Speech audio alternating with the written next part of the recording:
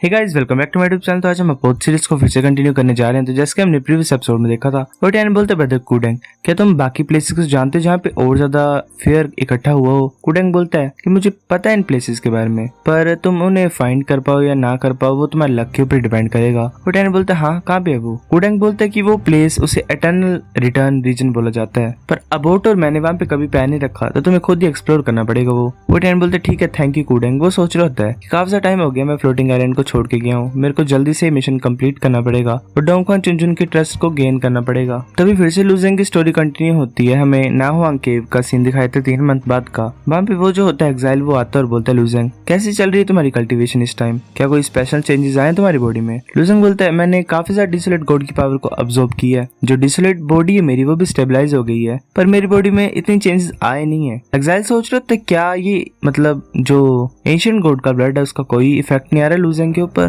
लूजेंग सोच रहा होता है जिनलाओ रिसेंटली काफी सा क्वेश्चन पूछ रहा है मेरी बॉडी के बारे में, पर अकेली चीज यही हुई है मेरी बॉडी के साथ कि एक डायमंड शेप्ड बोन मेरी चेस्ट में अपीयर हो गई है। चाहे मैं जितना मर्जी इंस्पेक्ट करने की कोशिश कर रहा हूँ पर कुछ भी नहीं हो रहा है। एग्जाइल बोलता है ये अच्छा है, जो चैलेंजेस वानियन गार्ड के साथ वो आने वाला है, अपने आप को प्रिपेयर करो और फिर ग्रैंड एल्डर से मिल लेना। एक चीज याद रखना, अगर तुम डिफीट होने वाले होगे तो तुम्हें सरेंडर करना, तुम्हारी लाइफ हमारे लिए कुछ ज्यादा इंपॉर्टेंट है। लूजेंग बोलते ठीक है मैं समझता हूँ। फिर हमें स्काई स्पिरिट बोन टावर का सीन दिखाया जाता है एक दिन का। ग्रैंड एल्डर बोलती है मोजू, लूजेंग, चेंगवी, शांगलोंग, बीलिंग, तुम पांचों आओ मेरे साथ स्काई स्पिरिट बोन टावर के लिए। वो सभी आ जाते हैं। तो लड़की बोलती है फाइनली दिन आ गया है। ग्रैंड एल्डर बोलती है कि सभी यहाँ पे हैं, चलो चलते हैं। वो शिप जा रही होती है आगे की तरफ। वो लड़की आती है वहाँ पे और बोलती है तुम्हारा नाम लूजेंग है ना? मेरा नाम माजू है। मैंने सुना कि तुम मर ही गए थे एक तरह से बॉडी ट्रिब्यूशन के टाइम पे, तुम जिंदा कैसे हो? चेंगवी बोलता है मोजू तुम ऐसे कैसे क्वेश्चन पूछ सकते हो ब्रदर लूजेंग से? चेंगवी बोलता है कि ब्रदर तुम माइंड मत करो इसकी बातों को, ये मोजू ऐसे बातें करती है। लूजेंग बोलता है कि ये नॉर्मल है कि अगर ये क्यूरियस है तो जो तुम बात पूछ रहे हो मुझे खुद भी नहीं पता कि मैं जिंदा कैसे हो गया। तो बीकिंग बोलता है कि चेंगवी ये लूजेंग है ना? शालोंग बोलता है कि हम टीममेट्स हैं इस चैलेंज में, तो एक दूसरे को जान लेते हैं। लूजेंग बोलता है हाँ तुम सही बोल रहे हो, मैं नाहुआंग केव में 3 मंथ से था, मेरे को तुमसे मिलने का चांस भी नहीं मिला।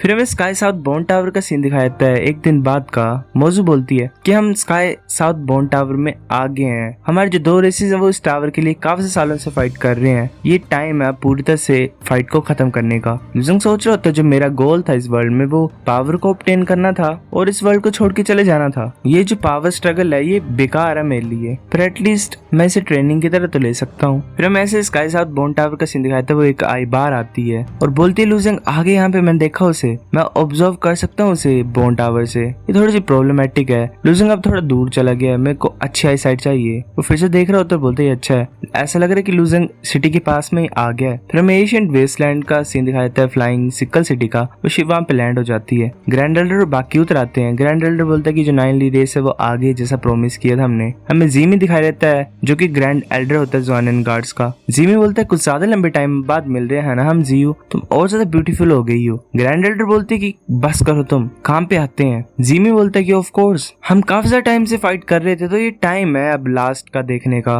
चलो प्रिपरेशन स्टार्ट करते हैं। और आधे घंटे में फाइट को शुरू करते हैं। फिर हमें आधे घंटे के बाद का सीन दिखाता है। वो जो होता है जो पहले आया होता है लेटर को लेके, वो बोलता है कि ग्रैंड एल्डर मेरे को लो करो फाइट करने के लिए डायरेक्टली, मैं 5 को एक ही बार में हैंडल कर लूंगा जो कि 9ली रेस के हैं। जिमी बोलता है कि तुम लास्ट में जाओगे, क्वीन ज़्वान तुम पहले जाओ। वो इंसान बोलता है कि ग्रैंड एल्डर क्या बोल रहे हो तुम, अगर तुमने मेरे को फाइट करवानी नहीं थी तो मैं सिटी में रहता और सोता। जिमी बोलता है अगर तुम ऐसा करना चाहते हो तो करो, यहाँ से चले जाओ। वो जो इंसान हो तो वैसे सो जाता है और बोलता है ठीक है मेरे को नींद लगी हुई है, मैं नहीं जाऊंगा, मैं लेजी हूँ, मैं यहीं पे सो जाता हूँ। जिमी भी चुप होता है। बाकी बोल रहे होते हैं क्या कर रहे हैं, ग्राउंड में सो गया, इसे फाइट से डर लगता है। दूसरा हंसता और बोलता है ये इंसान तो कुछ ज्यादा अजीब है सिचुएशन में। ग्रैंड एल्डर बोलते जो फर्स्ट चैलेंजर होगा वो होगा बीक्विंग। बीक्विंग जा रहा होता है आगे और वेल ऐसे ही आगे खड़ा होता है। लूजेंग बोलता है ग्रैंड एल्डर मेरे पास वेपन नहीं है जैसा क्विंग के हाथ में जो कि साइज को चेंज कर सकता है। ग्रैंड एल्डर बोलती है मुझे माफ कर दो, मैं तो भूल ही गया, मतलब भूल ही गई थी एक तरह से इतनी सा इंपॉर्टेंट चीज को। डामू वहाँ पे आता और बोलता है लूजेंग तुम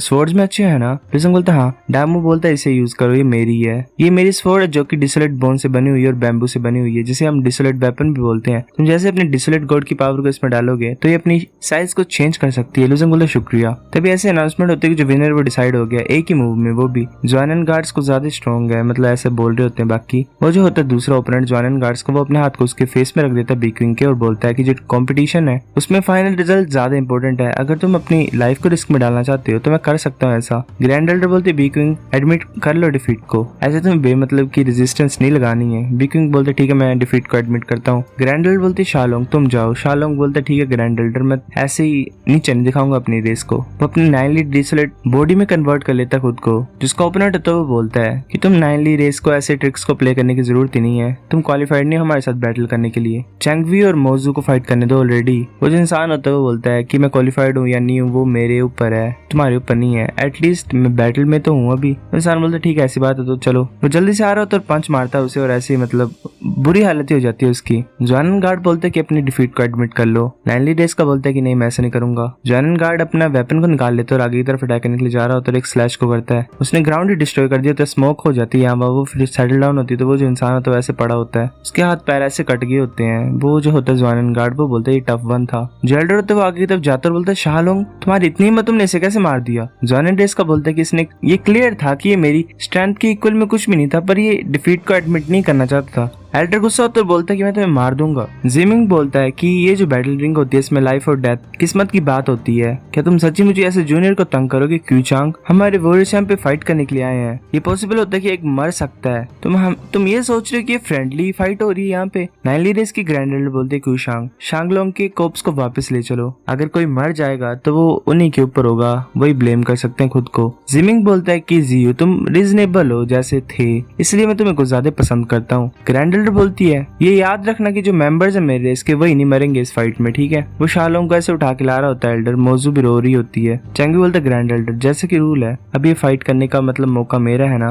ग्रैंड एल्डर बोलती है हाँ। चैंगी अपनी स्वॉर्ड को निकाल लेते और आगे की तरफ जा रहा होता है। जिमी बोलता है कि किनलोंग को ज्यादा ही बाउंडेड है, गोंगलू तुम जाओ तुम्हारी फाइट है, चैंगी स्ट्रॉन्ग है तुम्हें ध्यान देना है, इसने 3 मेंबर्स मार दिए थे हमारे रेस के, अगर तुम डिफीट नहीं कर सकते हो इसे तो अपनी लाइफ को सरेंडर कर लेना। चैंगी अपनी 9 डिसोलेट बॉडी में आ जाता है और बोलता है तुम्हारे ग्रैंड एल्डर ने बोला था ना कि बैटल रिंग में कोई भी मर सकता है, तो तुम खुद को ब्लेम करोगे यहाँ पे सिचुएशन में। उसका ओपोनेंट बोलता है हाँ तो क्या हुआ। वो बड़ा हो जाता है। चैंगी बोलता है तो तुम खुद को ब्लेम करना है यहाँ पे। चैंगी अपनी स्वॉर्ड से स्लैश करता है, वो इंसान डोज कर लेता है। चैंगी फिर से स्वॉर्ड लेके आ रहा होता है। जॉनन जो गार्ड होता है वो सोच रहा होता है सच्ची मुझे मेरे को मार देना चाहता है इस फाइट में। वो ऐसे स्वॉर्ड को मतलब कर रहे होते हैं स्वॉर्ड फाइट। चैंगी बड़ी जोर से एक स्वॉर्ड का स्लैश करता है, वो उस इंसान के हाथ में लगता है। वो जो इंसान होता है वो बोलता है कि मैं डिफीट को एडमिट करता हूँ। चैंगी नहीं सुन रहा होता और आगे अपनी स्वॉर्ड से अटैक करने के लिए जा रहा होता है। वो इंसान बोलता है मैंने डिफीट को मान लिया है, तुम फाइट क्यों कर रही हो। तभी डावान वहां पे जाता है और चैंगी के स्वॉर्ड को रोक लेता है और बोलता है कि वापस चल जाओ, इसने डिफीट को एडमिट कर लिया, तुम जीत के हो। चैंगी जा रहा होता है और बोलता है कि तुम लकी थे। जॉनन गार्ड का ग्रैंड एल्डर होता है वो बोलता है जायोन ये तुम्हारी टर्न है, अगर जायोन हारेगी तो जियाफेंग तुम जाना। वो जो लड़की होती है वो बोलती है ठीक है ग्रैंड एल्डर। वो आगे जाती है चैंगी के सामने और बोलते फाइट को स्टार्ट करते हैं। वैसे फाइट कर रहे होते हैं। वो लड़की कुछ ज्यादा कंपोज्ड होती है, मतलब ज्यादा अपने अटैक्स को यूज नहीं कर रही होती, नॉर्मली रोक रही होती है चैंगी के अटैक्स को। लूजन बोलता है कि ब्रदर चैंगी यहाँ पे हारने वाले हैं, ये इसके अगेंस्ट में कुछ नहीं कर सकते। मोजन भी बोलती है जियोन को ज्यादा पावरफुल है। जियोन अपनी स्वॉर्ड से स्लैश करती है और चैंगी की स्वॉर्ड को उड़ा देती है। वो बोलती है कि सरेंडर कर दो, अगर तुम अभी भी गुस्सा हो क्यूचैंग की डेथ के लिए तो मैं माफी मांगती हूँ उसके लिए, मतलब क्यूचैंग ने जो किया था उसे शांगलोंग को ऐसे बाय मिस्टेक नहीं मारना चाहिए था। चैंगी बोलते मैं भी अपनी डिफीट को एडमिट करता हूँ, मैं कुछ ज्यादा वीक हूँ उसे अवेंज करने के लिए, तो तुम्हें यहाँ पे सॉरी बोलने की जरूरत नहीं है।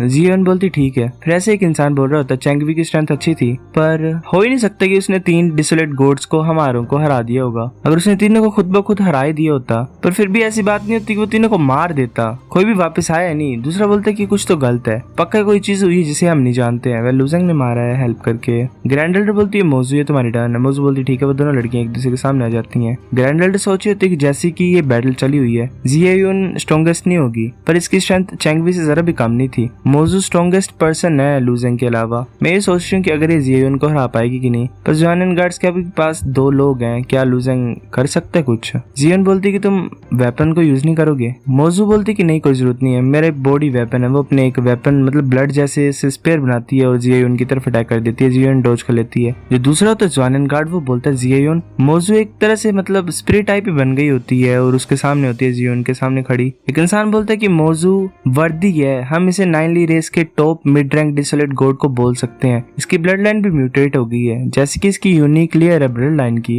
इसकी स्पीड कुछ ज्यादा फास्टर है। दूसरा बोलता है कि हाँ, स्पीड की बात की जाए तो कोई भी मिड रैंक डिसोलेट गॉड इसकी स्पीड की मैच नहीं कर सकता है। ये सिचुएशन डिफिकल्ट है जियोन के लिए। जियोन अपने स्वॉर्ड से स्लैश करती है, मोजू ऐसे ब्लड में कन्वर्ट हो जाती है और आगे की तरफ अटैक करने के लिए जा रही होती है। जियोन के शायद कंधे में लगती है वो। जियोन सोच रही होती है ऐसे तो मैंने सुना था मोजू की स्ट्रेंथ के बारे में, पर मैंने एक्सपेक्ट नहीं किया था कि इतनी ज्यादा फास्ट होगी। हम ऐसे तो स्पीड टाइप डिसोलेट गॉड्स हैं, पर ये मेरे से ज्यादा फास्टर है, मैं क्या करूँ यहाँ पे। वो सोच रही होती है कि जो स्वॉर्ड फॉर्मेशन है वो मैंने ऑलमोस्ट फिनिश कर लिया, अब टाइम है काउंटर अटैक करने का। वो आगे की तरफ ऐसे स्लैश करती है, पर जियोन बच जाती है उससे, पर मोजू बच जाती है उससे। सो गाइस, एपिसोड नंबर 501 इतना था। अगर आपको वीडियो पसंद तो लाइक और नहीं बेफिक्र ब्लैक कर दो, शेयर करो दोस्त साथ, कमेंट करके बता अगर आपकी वीडियो कैसी लगी। सब्सक्राइब करो, तब तक के लिए बाय बाय।